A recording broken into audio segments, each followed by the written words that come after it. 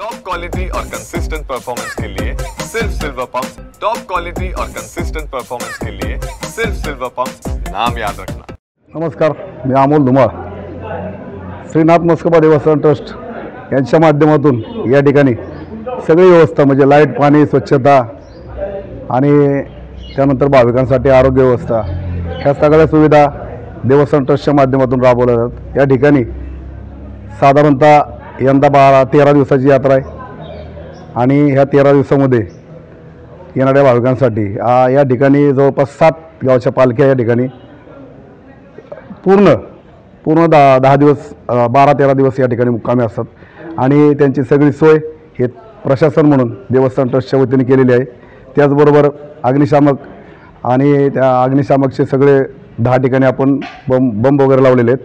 अजून CCTV कॅमेऱ्या माध्यमातून इथं कुठं अनुचित प्रकार घडू नये यासाठी त्याच्यावरती नजर ठेवली गेलेली आहे। पोलीस प्रशासन आणि सर्व विभाग म्हणजे शासनाचे सर्व विभाग, त्याचबरोबर आमच्या मंदिरामध्ये जे सहकारी घटक आहेत, मानकरी, सालकरी, सगळे दागिनदार यांच्या माध्यमातून हा 10 दिवस हा चांगल्या पद्धतीने हा उत्सव साजरा होणारा महाराष्ट्रातला एकमेव असा इतका मोठा सोहळा आणि फटाक्याची आतिषबाजी, त्याचबरोबर फुलांचं या ठिकाणी डेकोरेशन असं दिवाळीचं पार न फेडणार अशा पद्धतीने देवस्थान ट्रस्टच्या वतीने या ठिकाणी नियोजन केलं असतं आणि अशी ही श्रीनाथ म्हस्कोबांची यात्रा आपण सर्वांनी या ठिकाणी येऊन श्रीनाथांचं दर्शन घेऊन त्यांचा आशीर्वाद आपल्याला लाभावा अशी आम्ही ट्रस्टच्या वतीने तुम्हाला विनंती करतो।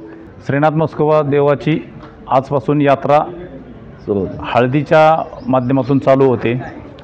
नंतर उद्या संध्याकाळी साधारण मध्यरात्री साधारणतः 1:30 ते 2 या टायमिंगमध्ये देवाचं लग्न लागतं। साधारणतः पंचमी दिवशीपासून साधारणतः 17 तारखेला 17/2/24 पासून 25 पासून भाकणुकीचा कार्यक्रम चालू होतो आणि 23ला मारामारीचा दिवस येतो आणि त्या दिवशी रंगशिंपन होऊन यात्रेची सांगता होते।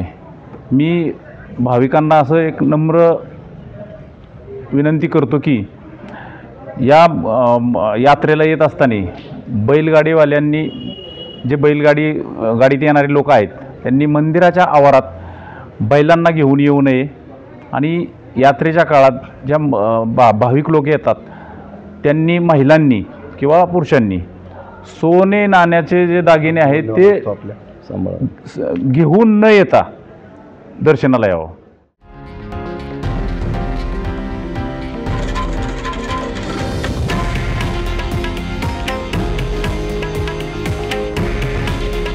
हे आहे देशातील नंबर 1 न्यूज नेटवर्क आणि आपण पाहत आहात TV9 मराठी।